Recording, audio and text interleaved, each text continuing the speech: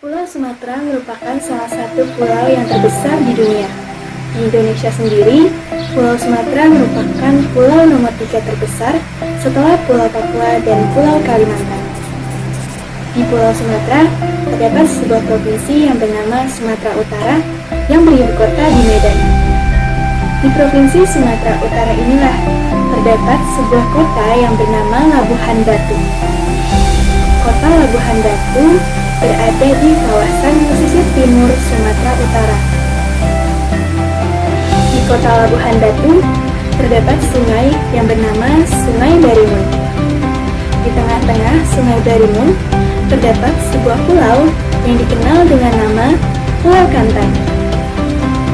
Menurut cerita turun-temurun dari penduduk setempat, Pulau Kantan ini dulunya tidak ada. Hingga suatu peristiwa terjadi yang menyebabkan Pulau Kantan ini ada. Bagaimana peristiwa tersebut terjadi? Mari kita simak melalui drama berikut ini.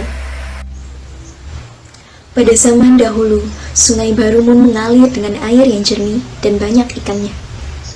Di sebuah tepian sungai terdapat gubuk tua yang reok. Di gubuk tua yang reok tersebut, tinggallah seorang pemuda yang bernama Kantan, dengan ibunya yang sudah tua dan menjanda. Ayah Kantan sudah sejak lama meninggal dunia. Kantan adalah seorang anak yang berbakti kepada ibunya. Dia kasihan melihat ibunya yang sudah tua harus bekerja keras untuk menghidupi keluarganya. Setiap sore hari, Kantan pergi ke hutan mengumpulkan kayu bakar. Dan sebelum hari gelap, Kantan sudah kembali ke rumah sambil membawa kayu bakar.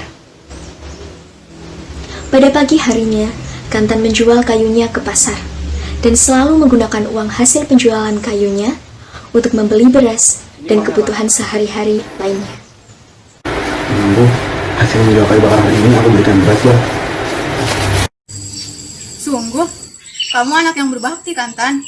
Semoga kelak Tuhan akan membalas hidupmu agar tidak selalu menjadi orang yang miskin. Ibu Kantan kemudian menanak nasi dari beras yang diberikan Kantan. Mereka pun makan dengan lahapnya, meskipun hanya dengan lauk ikan asin dan sambal. Ketika malam telah larut, Ibu Kantan tidur dengan pulasnya. Beliau bahagia, meskipun hidup dengan kemiskinan, tetapi memiliki anak yang berbakti. Ketika tidur dengan pulas, Ibu Kantan tiba-tiba bermimpi. Dalam mimpi tersebut, Ibu Kantan bermimpi bertemu dengan seorang laki-laki tua. Siapakah engkau, Kek? Kenapa ada di hutan ini? Kakek tua tersebut tidak menjawab pertanyaan Ibu Kantan, tetapi justru menyuruhnya melakukan sesuatu. Galilah tanah di bawah pohon tersebut. Pada pagi harinya, Ibu Kantan segera menceritakan kepada putranya tentang mimpinya yang bertemu dengan seorang kakek tua. Kantan mendengarkannya dengan seksama. Semoga itu menjadi ide yang bagus, Bu. Sebaiknya kita penuhi perintah kakek tersebut dan mencari tempat yang ditujukannya. Kantan dan ibunya segera pergi masuk ke hutan. Tidak berapa lama kemudian, ibunya menemukan tempat seperti yang dilihatnya dalam mimpi. Ibu yakin disinilah tempat yang ditunjuk oleh kakek tua tersebut. Kantan segera menggali tempat tersebut sambil ditunggu dengan ibunya. Kantan terus menggali sampai dalam. Keringatnya bercucuran dan terlihat kelelahan. Ia terus menggali dan tidak menyerah. Setelah lama menggali, Kantan akhirnya menemukan sesuatu. Bu, lihat. Aku menemukan sesuatu. Lihat, Bu.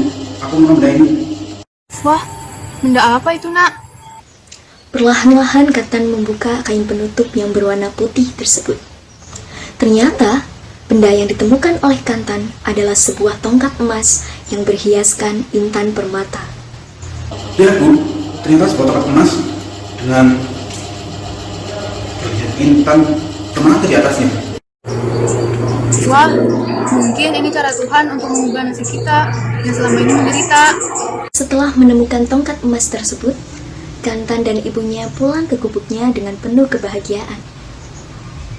Sesampainya di gubuk, Ibu Kantan menyuruh anaknya menjual tongkat emas yang baru saja ditemukannya. Sebaiknya tongkat emas itu kamu jual saja. Uangnya bisa kita gunakan untuk membeli rumah baru dan memenuhi kebutuhan sehari-hari. Tapi siapa Bu orang di kampung kita yang mau membelinya? Hidup mereka kan tidak jauh beda dengan kita. Benar juga kamu, Nak. Bagaimana jika kamu menjualnya saja ke pulau lain? Keesokan harinya, meskipun dengan berat hati meninggalkan ibunya, Kantan akhirnya memutuskan untuk menjual tongkat emas tersebut ke pulau lainnya. Nak, semoga Tuhan melindungimu dalam perjalanan. Segeralah pulang bila tongkat emas itu telah terjual. Iya Bu, aku kan sedang pulang. Ibu Kantan dengan sedih menyaksikan kepergian anaknya. Kantan kemudian menaiki tongkat emasnya dan menyusuri sungai Barumun menuju Muara. Kemudian Kantan memasuki laut dan membawa tongkat emasnya menuju Malaka. Berhari-hari terombang-ambing di lautan. Sesampainya di Malaka, Kantan menawarkan tongkat emasnya kepada para pedagang yang ia temui. Namun, tidak ada satupun para pedagang yang mampu membelinya. Kantan sudah putus asa menjual tongkat emasnya. Ia sudah berniat kembali ke kampung halaman tanpa hasil. Namun, sebelum pulang, Kantan bertemu dengan Hulu Balang, kerajaan Malaka. Hai nak, benda apa yang kau bawa itu? Hamba membawa tongkat emas Tuan Hulu Balang. Kantan kemudian menceritakan maksud kedatangannya ke Malaka kepada Hulu Balang. Coba kau tawarkan ke Baginda Raja, siapa tahu beliau berniat untuk membeli tongkatmu itu. Kantan kemudian diantar oleh Hulu Balang menghadap Raja Malaka dan menjelaskan maksud kedatangannya ke Malaka. Baginda Raja Malaka melihat dengan seksama tongkat emas berhias intan permata tersebut.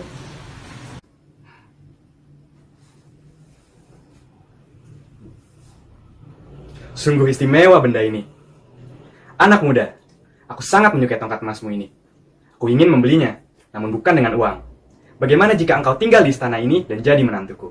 Ampun Baginda, jika demikian kehendak Baginda, hamba tidak bisa menolaknya dan menerima apa yang ditawarkan Baginda. Wah, putri kami pasti akan sangat bahagia. Kantan dan putri raja akhirnya menikah. Pesta pernikahan diselenggarakan dengan sangat meriah dan dihadiri oleh banyak tamu. Setelah menikah, Kantan hidup bahagia dengan istrinya. Tinggal di istana membuat mereka hidup berkecukupan. Sayangnya, Kantan yang hidupnya telah bahagia ini lupa dengan ibunya di kampung halaman. Padahal, istrinya juga seringkali mendesak Kantan untuk menemui ibunya. Suatu hari, istri Kantan bertanya kepada suaminya tentang ibunya.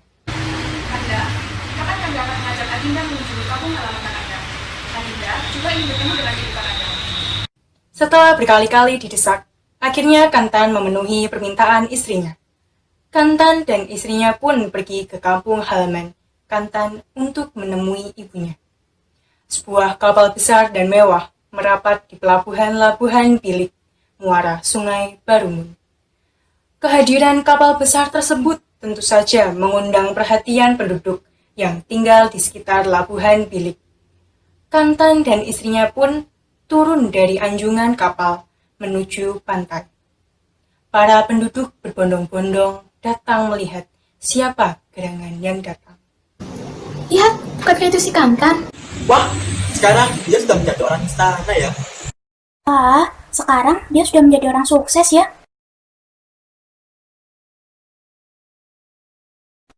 Segera saja para penduduk mengerumuni Kantan dan ingin menyalaminya.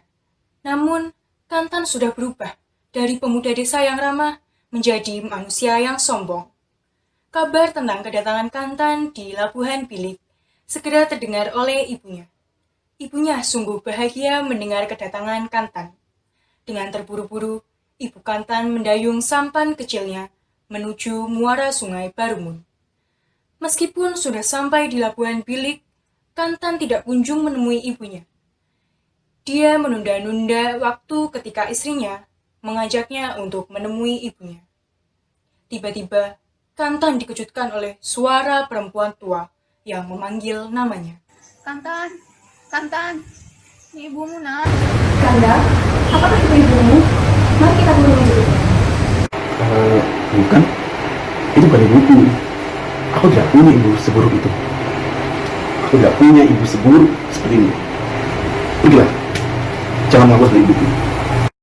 Apakah kamu telah lupa dengan ibumu, Nak? Telah lama ibu menunggumu, Kantan. Kanda, sepertinya ibu itu mengenalmu. Mungkin itu benar ibu. Hei perempuan gila, jangan dekati kapalku. Segera pergi dari sini. Pengawal, suruh dia pergi. Siap, Pangeran. Setelah pengawal mengusir ibu Kantan, Kapal besar tersebut bergerak meninggalkan Labuan Bilik kembali ke Malaka.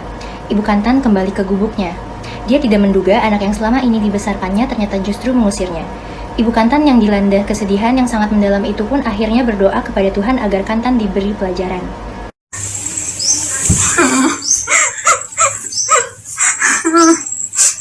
Ya Tuhan, anak yang aku besarkan selama ini malah menjadi anak yang durhaka. Berilah pelajaran supaya dia bisa menjadi anak yang berbakti kepada kedua orang tua. Tidak lama setelah ibunya berdoa, kapal Kantan yang masih berlayar di muara Sungai Barumun diserang badai. Hujan lebat dan petir terjadi sangat hebat. Lalu sebuah petir yang menggelegar menyerang kapal Kantan. Air Sungai Barumun tiba-tiba meluap. Kapal Kantan yang baru saja disambar petir itu pun tenggelam ditelan oleh Sungai Barumun. Tidak ada yang selamat, semua tenggelam ke dasar Sungai Barumun. Setelah kapal Kantan tenggelam, Sungai Barumun kembali tenang. Hujan badai tiba-tiba reda. Air Sungai Barumun pun mengalir dengan tenangnya. Tidak lama kemudian, di tempat kapal tenggelam, tiba-tiba muncul sebuah pulau. Pulau tersebut di tengah Sungai Barumun yang berhadapan dengan Labuan Bilik. Masyarakat setempat akhirnya menyebut pulau tersebut dengan nama Pulau Sikantan. Pulau tersebut menjadi pelajaran kepada masyarakat setempat agar tidak durhaka kepada orang tua. Asal-usul Pulau Sikantan mengajarkan kita mengenai banyak hal dalam hidup kita, terutama kita sebagai anak harusnya patuh kepada perintah kedua orang tua kita. Selain itu, kita boleh saja gigih dalam berjuang untuk mencapai suatu hal.